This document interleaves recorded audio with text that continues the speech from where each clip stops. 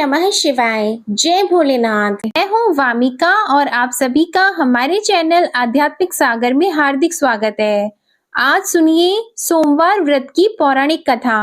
बहुत समय पहले वाशकल नामक गांव में बिंदुक नाम का एक ब्राह्मण रहता था। वह अधर्मी, दुरात्मा और महापापी था। उसकी स्त्री बहुत सुंदर थी। उसका नाम चंचुला था। वह सदा उत्तम धर्म का पालन करती थी, परंतु बिंदुक वैश्यागामी था।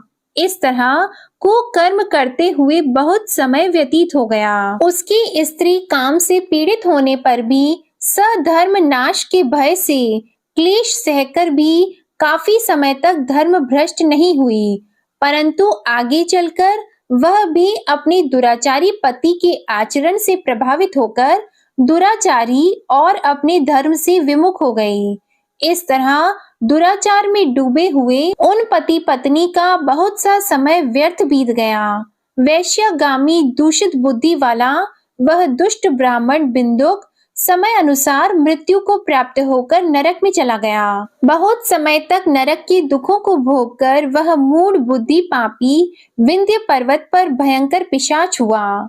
इधर उस दुराचारी बिंदुक के मर जाने पर वह चंचुला नामक स्त्री बहुत समय तक पुत्रों के साथ अपने घर में रहती रही।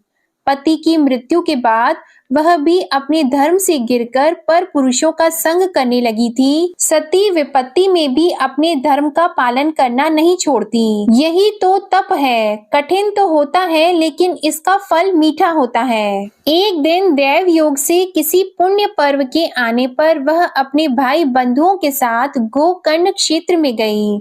उसने तीर्थ के जल में स्नान किया और बंदी जनों के साथ यहाँ वहां घूमने लगी। वह एक देव मंदिर में गई। वहां उसने एक ब्राह्मण के मुख से भगवान शिव की परम पवित्र एवं मंगलकारी कथा सुनी।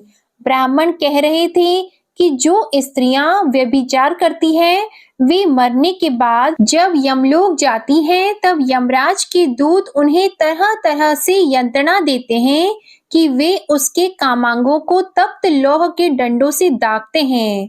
तप्त लौह के डंडों से उसका संसर्ग कराते हैं। ये सारे दंड इतनी वेदना देने वाले होते हैं कि जीव पुकार पुकार कर कहता है कि अब वह ऐसा नहीं करेगा, लेकिन यमदूत उसे छोड़ते नहीं हैं। कर्मों का फल तो सभी को भोगना पड़ता है। देव, ऋषि, मनुष्य सभी इससे बंधे हुए हैं। ब्राह्मण के मुख से ये वैराग्य बढ़ाने वाली कथा को सुनकर चंचुला भय से व्याकुल हो गई। कथा समाप्त होने पर सभी लोग वहां से चले गए। तब कथा बांचने वाले ब्राह्मण देवता से चंचुला ने कहा, हे ब्राह्मण, धर्म को न जानने के कारण मेरे द्वारा बहुत बड़ा दुराचार हुआ है। स्वामी, मेरे ऊपर कृपा कर मेरा उद्धार कीजिए। आपके प्रवचन को सुनकर मुझे इस संसार से वैराग्य हो गया है। मुझ मूढ़ चित्त वाली पापिनी को धिक्कार है। मैं निंदा के योग्य हूँ। मैं बुरे विषयों में फंसकर अपने धर्म से विमुख हो गई थी। कौन मुझ जैसी को मार्ग में मन लगाने वाली पापिनी का साथ देगा? जब यमदूत मेरे गले में फंदा डालकर मुझे बांध कर ले जाएंगे और नरक में मेरे शरीर के टुकड़े करेंगे, तब मैं कैसे उन महायातनाओं को सहन कर पाऊंगी?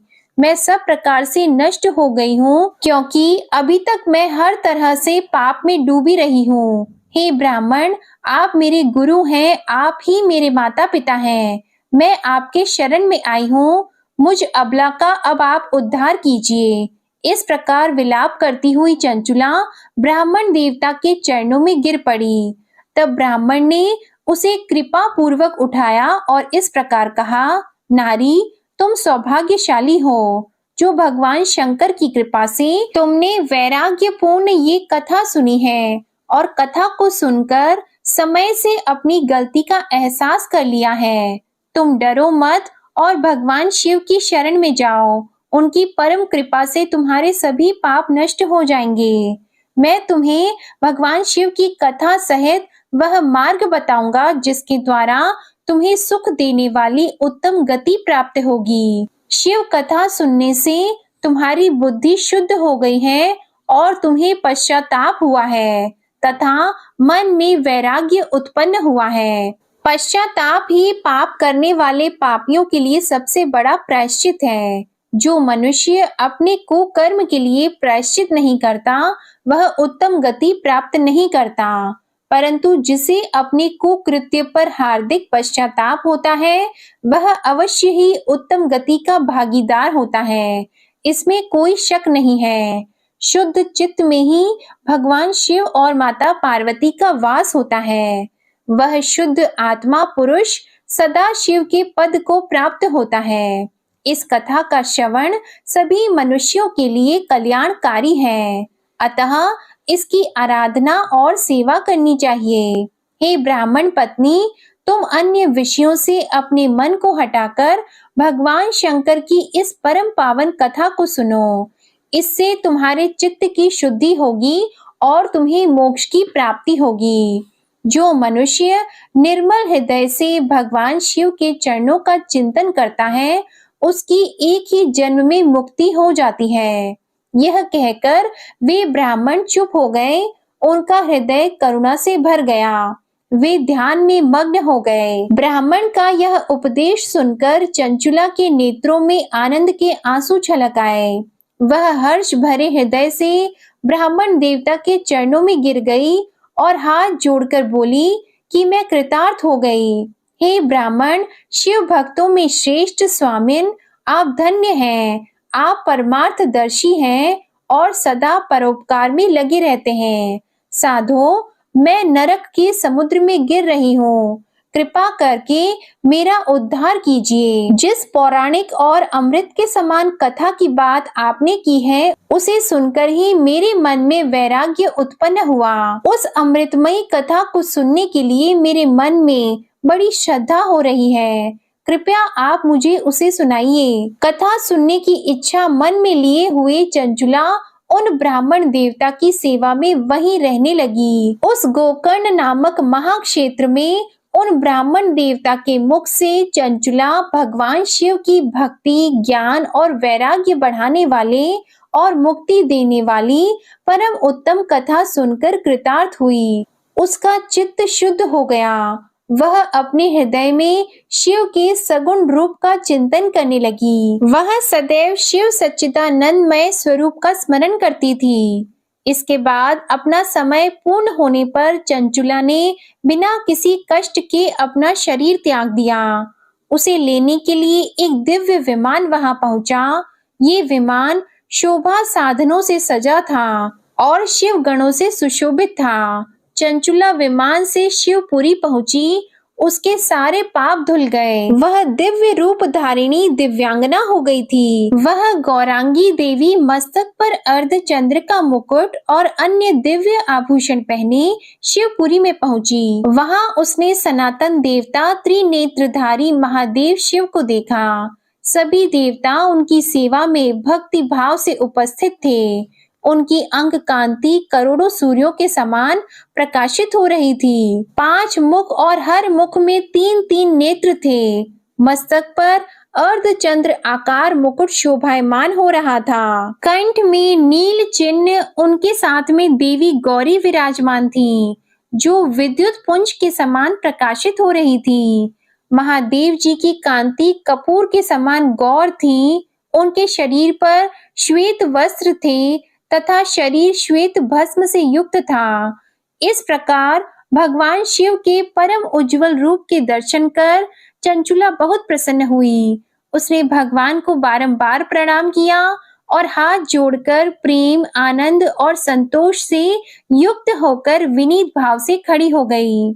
उसके नेत्रों से आनंद के आंसुओं की धारा बहने लगी। भगवान शंकर और भगवती गौरी उमा ने करुणा के साथ सौम्य दृष्टि से देखकर चंचुला को अपने पास बुलाया। गौरी उमा ने उसे प्रेम पूर्वक अपनी सखी बना लिया। चंचुला सुख पूर्वक भगवान शिव के धाम में उमा देवी की सखी के रूप में निवास करने लगी। एक दिन चंचुला आनंद में मग्न उमा देवी के पास गई और दोनों हाथ जोड़कर उनकी इस स्तुति को करने लगी। हे गिरिराज नंदिनी स्कंद माता उमा, आप सभी मनुष्यों एवं देवताओं द्वारा पूजित तथा समस्त सुखों को देने वाली हैं। आप शंभु प्रिया हैं, आप ही सगुणा और निर्गुणा हैं। हे सच्चिदानंद स्वरूपा, आप ही प्रकृति की पोषक हैं। हे माता, आप ही संसार की सृष्टि पालन और संहार करने वाली हैं। इस प्रकार सद्गति प्राप्त चंचुला देवी की स्तुति कर शांत हो गई। उसकी आंखों में प्रेम के आंसू उमड़ आए।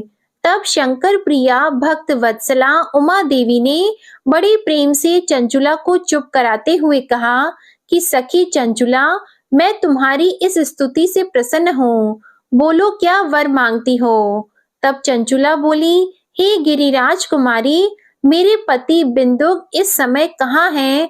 उनकी स्थिति कैसी है मुझे बताइए और कुछ उपाय कीजिए ताकि हम फिर से मिल सकें। हे महादेवी, मेरे पति एक शूद्र जाति वैश्या के प्रति आसक्त थे और पाप में ही डूबे रहते थे।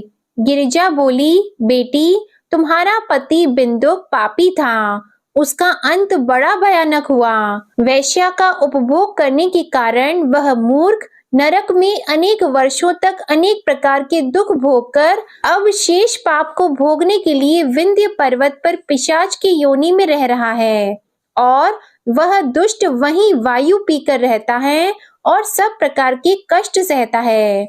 गौरी देवी की ये बात सुनकर चंचुला अत्यंत दुखी हो गई। फिर मन को किसी तरह स्थिर करती हुई दुखी हृदय से माँ गौरी से उसने एक बार फिर पूछा, हे महादेवी, मुझ पर कृपा कीजिए और मेरे पापी पति का अब उद्धार कीजिए। कृपा करके मुझे वह उपाय बताइए जिससे मेरे पति को उत्तम गति प्राप्त हो सके। गौरी देवी ने कहा, यदि तुम्हारा पति भगवान शिव की पुण्यमय उत्तम कथा सुने तो वह इस दुर्गति को पार करके उत्तम गति का भागी हो सकता है। अमृत के समान मधुर गौरी देवी के ये वचन सुनकर चंचुला ने दोनों हाथ जोड़कर मस्तक झुकाकर उन्हें बार बार प्रणाम किया और प्रार्थना की कि मेरे पति को भगवान शिव की कथा सुनाने की व्यवस्था कीजिए। ब्राह्मण पत्नी चंचुला के बार बार प्रार्थना करने पर शिव प्रिया गौरी देवी ने भगवान शिव की महिमा का गान करने वाले गंधर्व राज तुमरु को बुलाकर कहा, तुमरु, तुम्हारी भगवान शिव में प्रीति है। तुम मेरे मन की सभी बातें जानकर मेरे कार्यों को सिद्ध करते हो, तो मेरी इस सखी के साथ विंध्य पर्वत पर जाओ। वहां एक महाघोर और भयंकर पिशाच रहता है।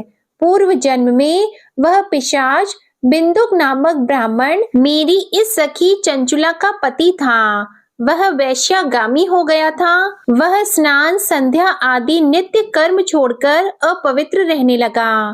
क्रोध के कारण उसकी बुद्धि भ्रष्ट हो गई थी। दुर्जनों से उसकी मित्रता तथा सज्जनों से द्वेष बढ़ गया था। वह अस्त्र शस्त्र से हिंसा करता, लोगों को सताता और उनके घरों में आग लगा देता था। चांडालों से दोस्ती करता और वह रोज वैश्या के पास जाता था। पत्नी को त्याग कर दुष्ट लोगों से दोस्ती कर उन्हीं के संपर्क में रहता था। वह मृत्यु तक दुराचार में फंसा रहा। मृत्यु के बाद उसे पापियों के भोग स्थान यमपुरी में ले गए। वहां घोर नरकों को सहकर इस समय वह विंध्य पर्वत पर पिशाच बनकर रह रहा है और पापों का फल भोग रहा है। तुम उसके सामने परम पुण्यमयी पापों का नाश करने वाली भगवान शिव की दिव्य कथा का प्रवचन करो। इस कथा के सुनने से उसका हृदय सभी पापों से मुक्त होकर शुद्ध हो जाएगा और वह प्रेत योनि से मुक्त हो जाएगा। दुर्गति मुक्त होने पर उस बिंदुक नामक पिशाच को तुम विमान पर बिठाकर भगवान शिव के पास ले आना। माँ उमा का आदेश पाकर गंधर्व राज तुमरु प्रसन्नता पूर्वक अपने भाग्य की सराहना करते हुए चंचुला को साथ लेकर विमान से पिशाच के निवास स्थान विंध्य पर्वत पर गया। वहां पहुंचकर उसने विशाल आकृति वाले पिशाच को देखा। उसका शरीर विशाल था, उसकी ठोड़ी बड़ी थी, वह कभी हंसता, कभी रोता, कभी उछलता था। महाबली तुमरू ने बिंदुक नामक पिशाच को पाशों से बांध लिया। उसके पश्चात तुमरू ने कथा बांचने के लिए स्थान तलाश कर मंडप की रचना की। शीघ्र ही इस बात का पता लोगों को चल गया कि एक पिशाच के उद्धार हेतु देवी पार्वती की आज्ञा से तुमरू भगवान शिव की कथा सुनाने विंध्य पर्वत पर आया है। उस कथा को सुनने के लोभ से बहुत से देवर्षि वहां पहुंच गए। सभी को आदर पूर्वक स्थान दिया गया। पिशाच बिंदुक को पाशों में बांधकर आसन पर बिठाया गया और तब तुमरू ने परम उत्तम भगवान शिव की अमृत कथा का गान शुरू किया, जिससे सभी श्रोता कृतार्थ हो गए।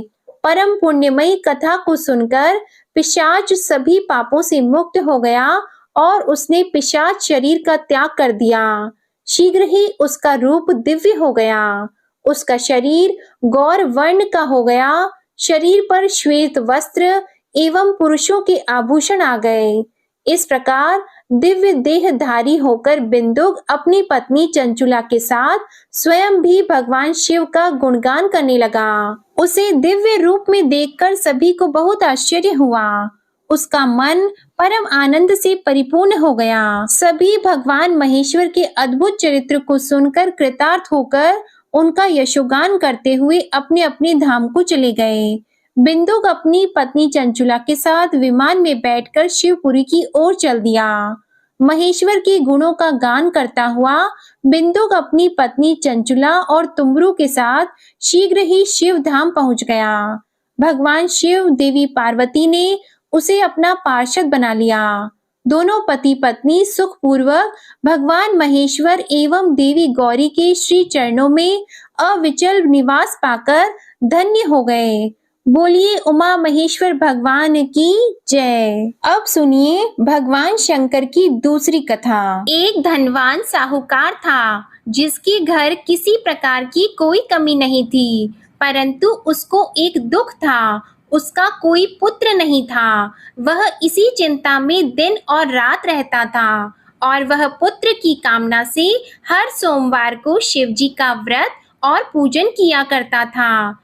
सायंकाल को मंदिर में जाकर शिवजी का दीपक जलाता था। उसके भक्ति भाव को देखकर एक समय श्री पार्वती जी ने भगवान शिवजी महाराज से कहा कि वह साहूकार आपका अनंत भक्त है और सदैव आपका व्रत और पूजन बड़ी श्रद्धा से करता है।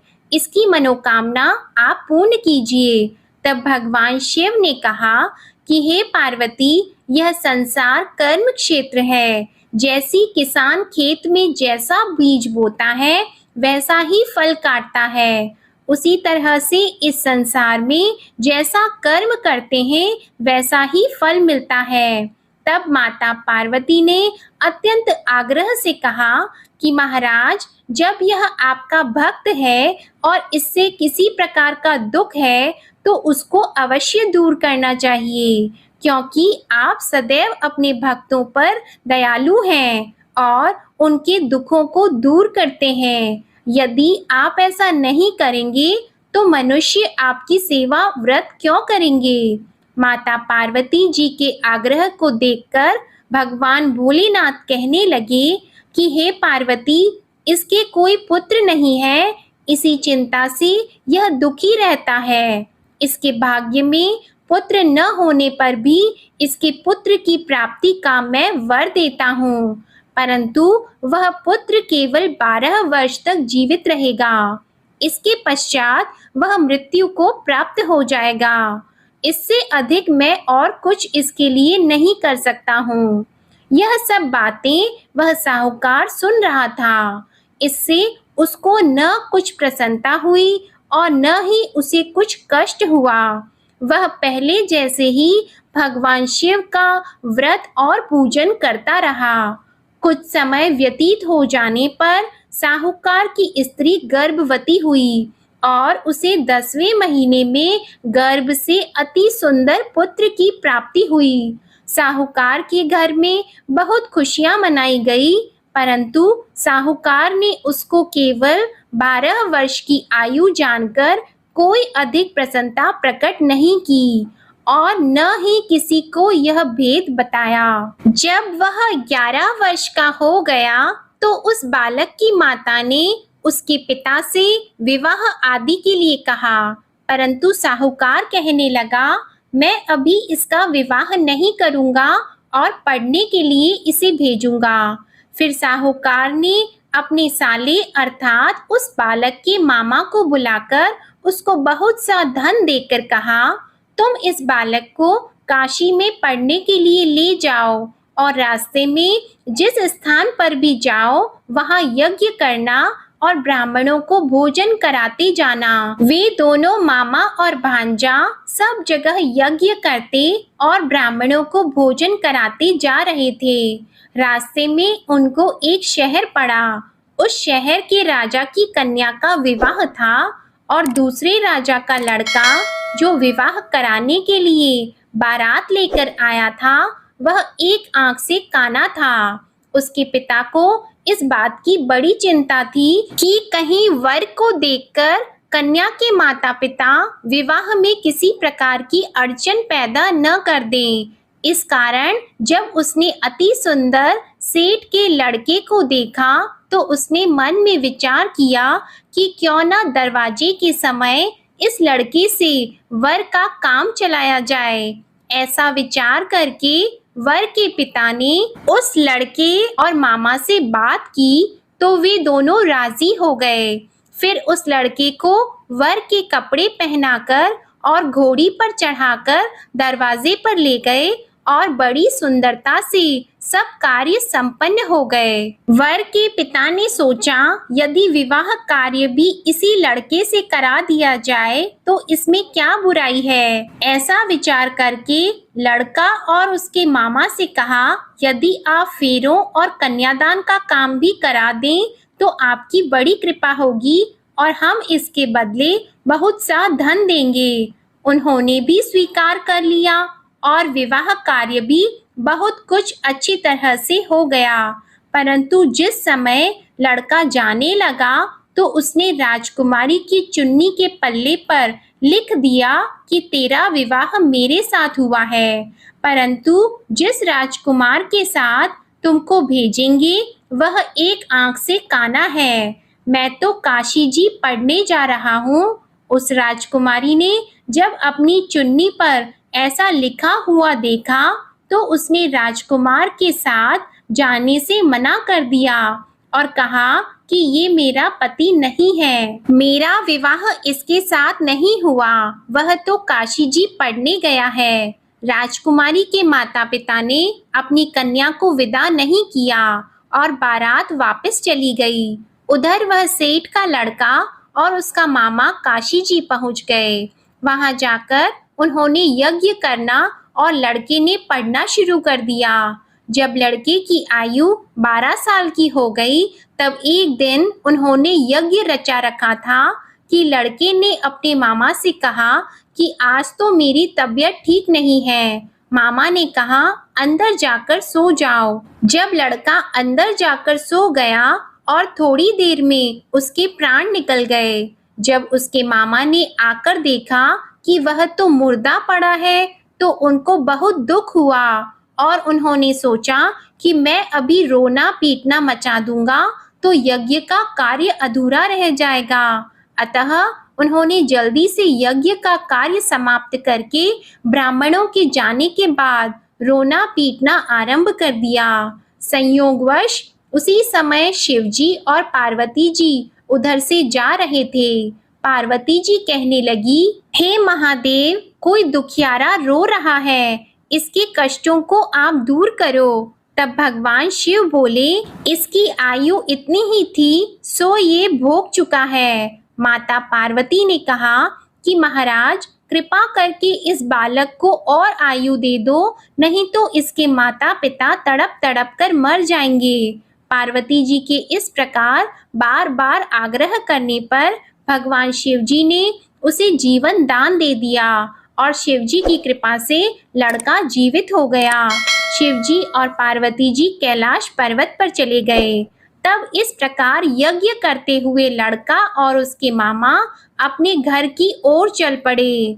रास्ते में उसी शहर में गए जहां उसका विवाह हुआ था और जहां पर आकर यज्ञ किया तो लड़के के ससुर ने उसे पहचान लिया और अपने घर महल में जाकर बड़ी खातिर के साथ बहुत दास दासियों के सहित आदर पूर्वक लड़की और जमाई को विदा किया। जब वह अपने शहर के निकट आए तो मामा ने कहा, मैं पहले तुम्हारे घर जाकर सबको खबर करता हूँ। उस समय लड़के के माता पिता अपने घर की छत पर बैठे हुए थे और उन्होंने यह प्रण कर रखा था कि यदि हमारा पुत्र सकुशल घर आएगा तो राजी खुशी नीचे उतरकर आ जाएंगे, नहीं तो छत से गिरकर अपने प्राण खो देंगे। इतने में उस लड़के के मामा ने जाकर यह समाचार दिया कि आपका पुत्र आ गया है, परंतु उनको विश्वास नहीं हुआ। तब उसके मामा ने शपथ पूर्वक कहा कि आपका पुत्र अपनी स्त्री के साथ बहुत सारा धन लेकर आया है। तो सेठ ने आनंद के साथ उसका स्वागत किया और बड़ी प्रसन्नता से रहने लगे।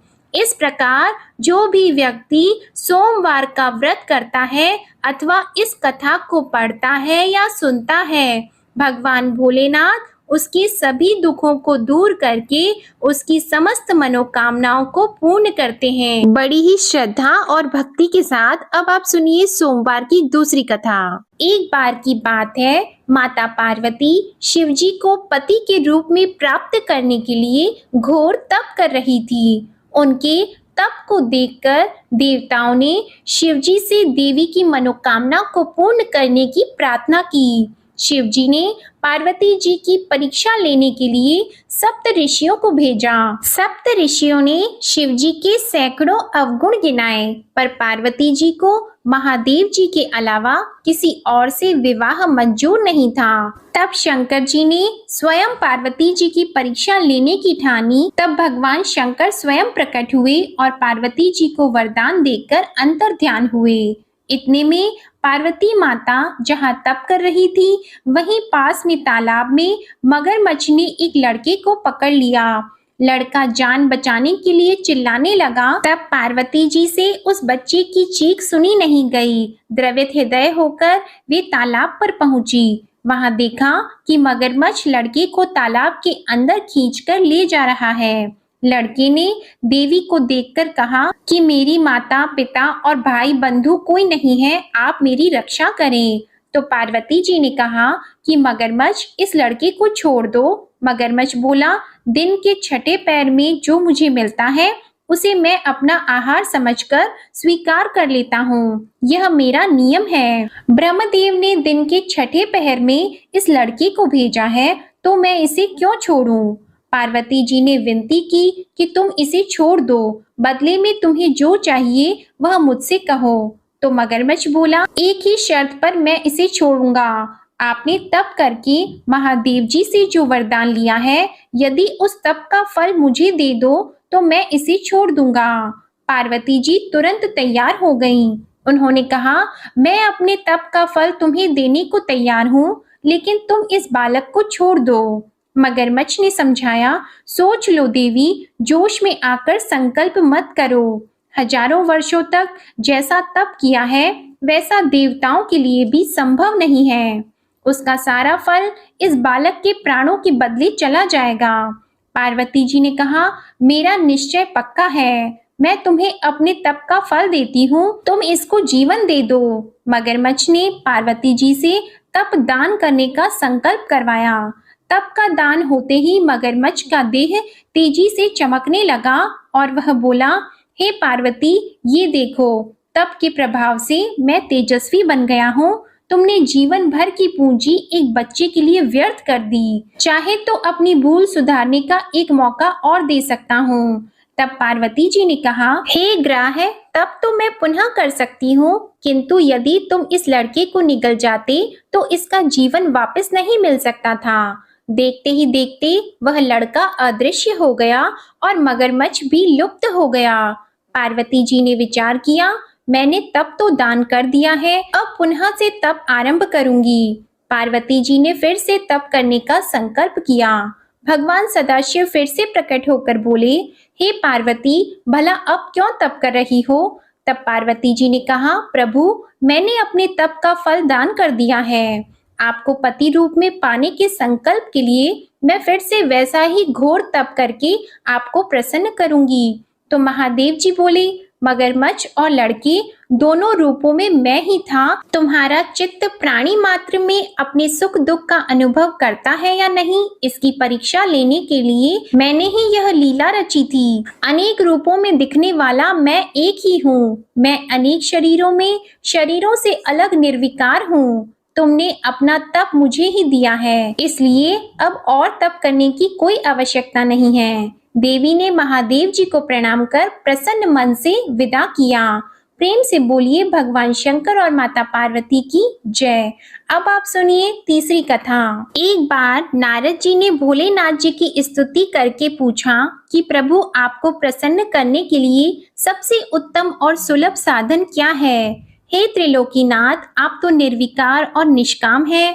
आप सहज ही प्रसन्न हो जाते हैं। फिर भी मेरे जानने की इच्छा है कि आपको क्या प्रिय है। तब शिव जी बोले, नारद जी, वैसे तो मुझे भक्त के भाव सबसे प्रिय हैं, फिर भी आपने पूछा है तो मैं बताता हूँ। मुझे जल के साथ साथ बिल्व पत्र बहुत प्रिय हैं। जो अखंड बिल्व पत्र मुझे श्रद्धा से अर्पित करते हैं, मैं उन्हें अपने लोक में स्थान देता हूँ।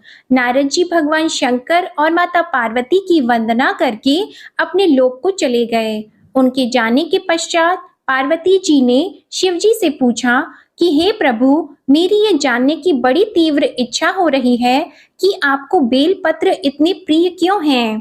कृपा करके मेरी जिज्ञासा को शांत कीजिए।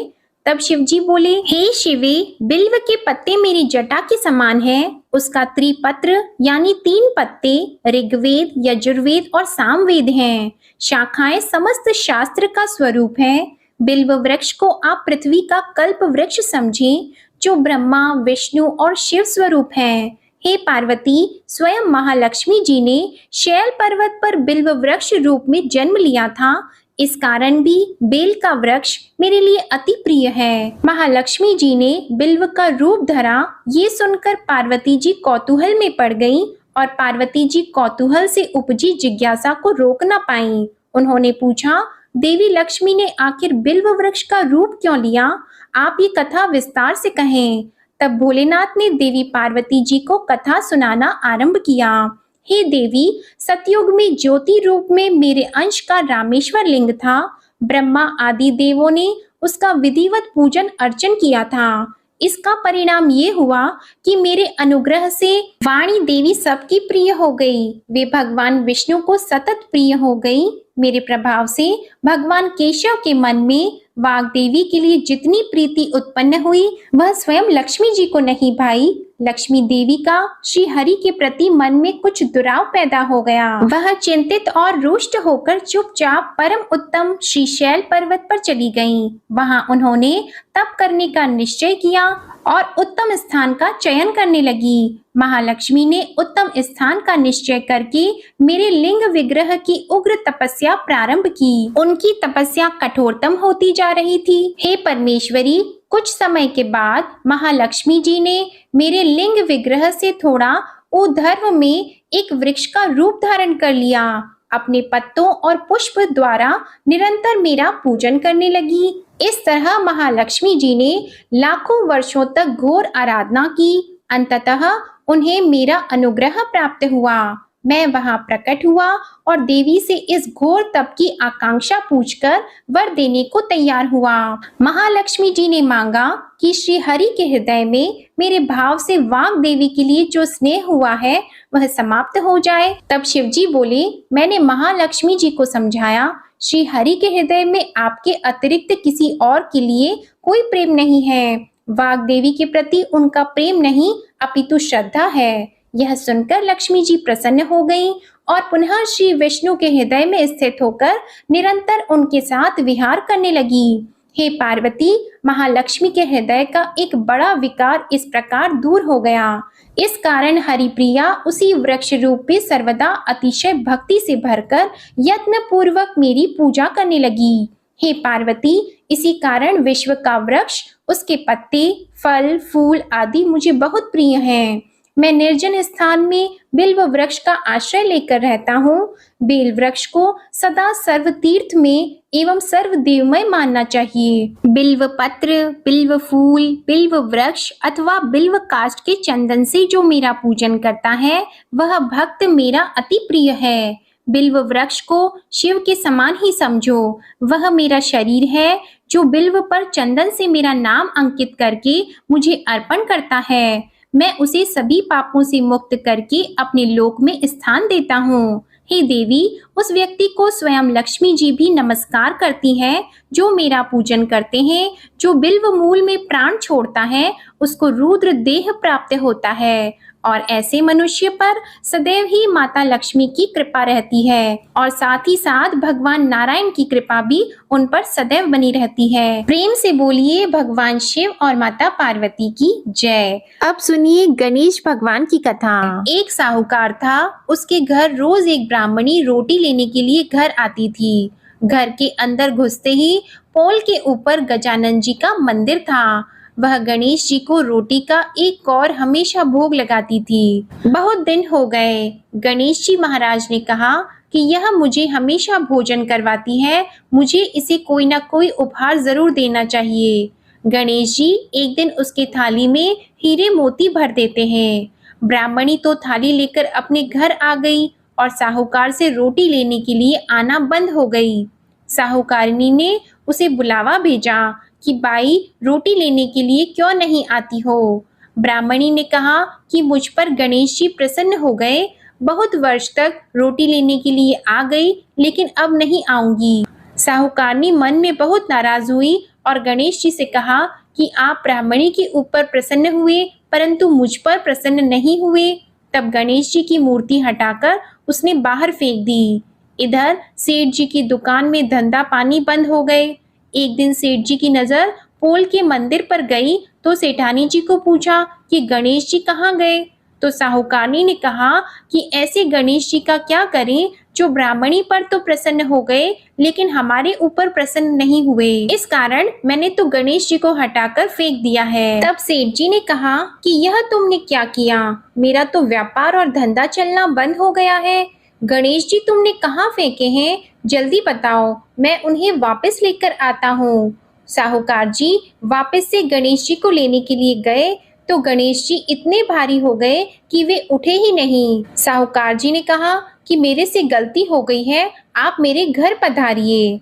गणेश जी तो और भी भारी होते गए और कहा कि मैं तो नहीं चलूंगा, पहले साहूकारनी को बुलाकर यहाँ लाओ और वह मुझसे माफी मांगेगी तो ही मैं चलूंगा। और गणेश जी ने कहा कि मुझे हमेशा सवा सेर का चूरमा करके भोजन कराओगे तो ही मैं चलूंगा। साहूकार साहूकारनी को लेकर आए और उससे माफी भी मंगवाई और सवा सेर का चूरमा चढ़ाने की हाँ भी भरी। तब साहूकार और साहूकारनी ने गणेश जी को वापस घर लाकर उन्हें पोल में बिठाया। ऐसा करने पर साहूकार का व्यापार फिर से चलने लगा।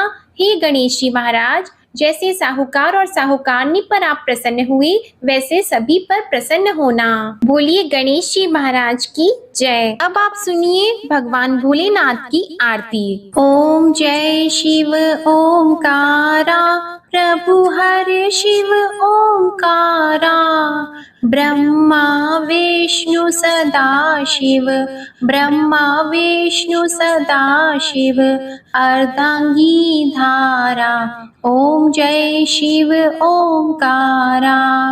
एकानन चतुरानन पंचानन राजे, स्वामी पंचानन राजे। हंसासन गरुड़ासन, हंसासन गरुड़ासन, वृषवाहन साजे। ओम जय शिव ओमकारा। दो भुज चार चतुर्भुज, दस भुज अति सोहे, स्वामी दस भुज अति सोहे।